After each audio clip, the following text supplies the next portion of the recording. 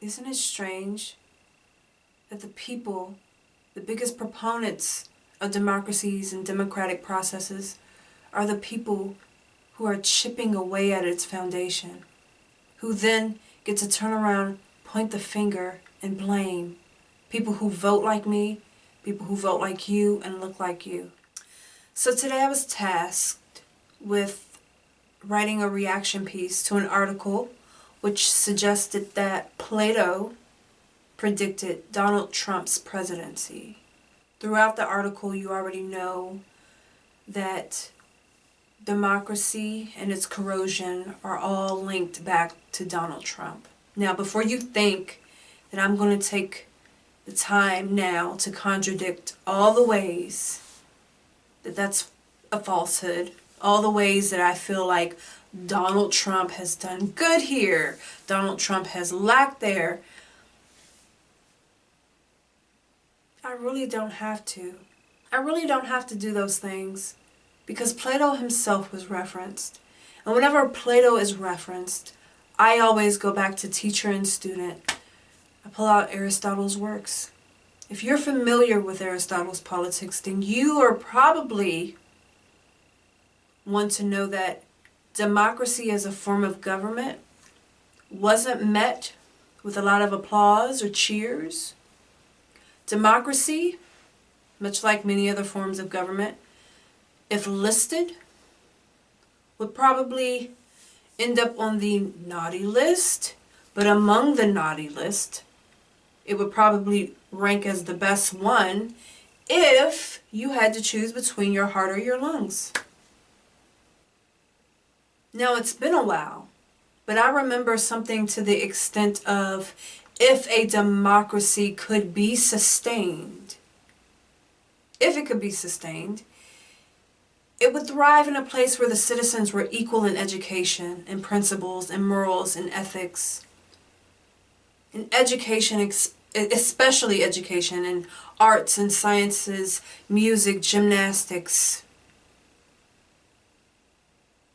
A democracy thrives where the middle class thrives, where it is larger than the poor class, where it is certainly larger than that of the rich.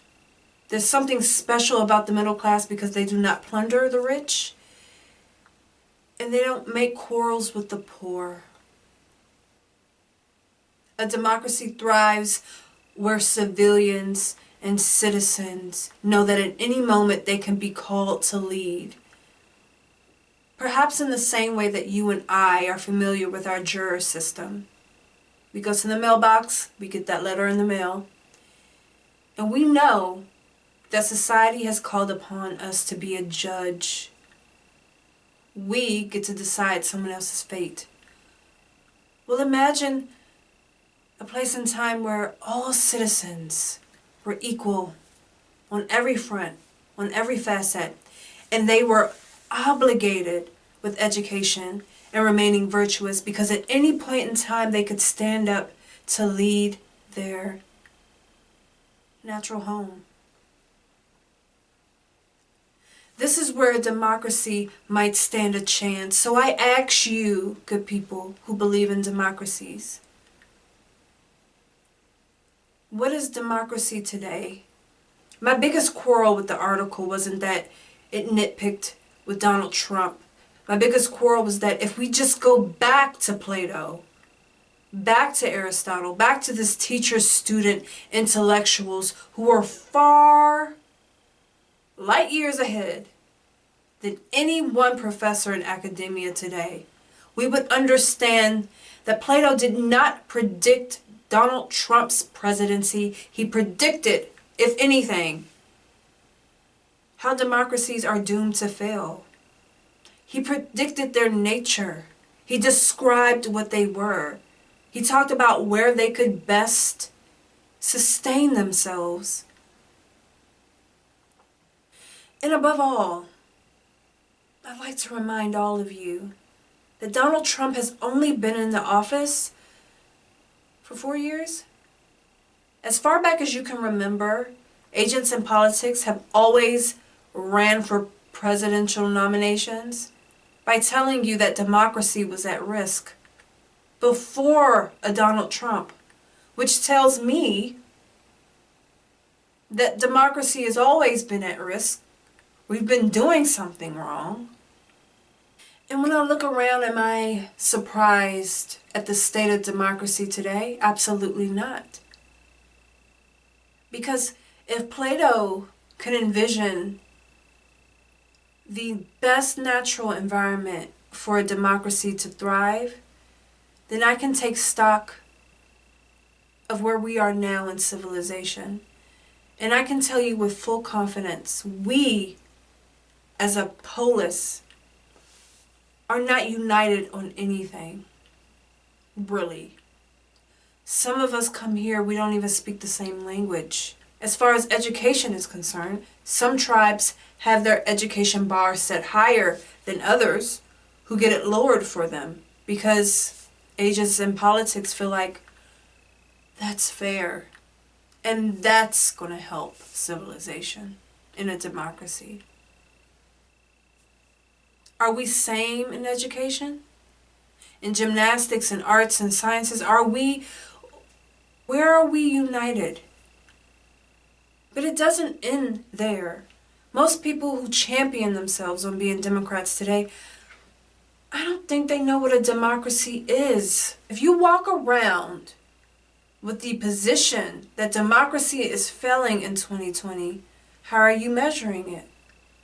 Do you think it's simply enough that everyone gets to vote in a democratic electoral process where the majority vote wins? Is that enough democracy for you? Because if you haven't realized, every agent in politics is a panderer. They're a demagogue. They run off of your prejudices. They appeal to you. They only include you when they're running because they need your vote. Right? Once you vote for them and the majority vote wins, once they ascend to Congress or the Senate, my friends, democracy ends. Now they are a ruling class in and of themselves. That's something like an oligarchy. It has an oligarchical spirit. Notice that those politicians who you place into power, they no longer call you when they have legislation on their desk. They don't call you to ask, hey, should I vote yay or nay for this policy? They rule. They set the decree, and then they enforce it with authority. And I would also like to bring your attention to this fact. How much can you really care about democracy when you go around talking about classes and how they should be eradicated? You move towards making a permanent underclass. You move without realizing that without classes, what would become of democracy? Each class has their own individual stake in the democratic process. You might not like the rich. The rich certainly don't like the poor. And the middle class is just trying to swim. Eradicate the classes. Will we have a democracy or an oligarchy? What will we have? It seems more and more like the people who pride themselves on being proponents for democracy are the people who are dismantling it, and then they're privileged enough to remain in their ignorance and not realize that they're blind tools who turn around, point the finger, and blame those who look like me, who vote like me, for being enemies of democracy. Above all, how does a democracy thrive if it has no classes? Wait, most people march around today talking about how the rich get richer and the poor get poorer. The rich have their boots on your necks, don't they? Well, right now we're moving to put the poor's boots on the rich's neck. Do you see the problem there? Why haven't we questioned these things by now, my woke friends? Once you get rid of the classes, what will become of your democracy? You'll have a permanent underclass, to those rulers you elect to rule you. And sorry to say, but that's been in motion since before a Donald Trump ascended to presidency. So in that, I'll leave you guys with this. What is democracy to you? How do you measure it? How do you know that it's working? Have you guys felt the oligarchical spirit too? Or maybe our Democratic friends may show us a better way. Maybe we have it all wrong. Peace and love always. Take it easy out there, Patriots. Thanks for watching, guys. Don't forget to like and subscribe, and check out that link in my bio, which takes you directly to my GoFundMe campaign, which is the fight to end political bias in universities. Independents, conservatives, libertarians get smashed at universities, but it's about time we hold our professors accountable. This is a campaign that any student can get behind, no matter what walk of life you're from. It's time to ask our professors, where does your academic freedom end and where does mine begin? Donate today, and don't forget to wish me luck on my journey as I take my university to task for the political bias they've shown me. I'm going up against Goliath, but with your help, I can do it.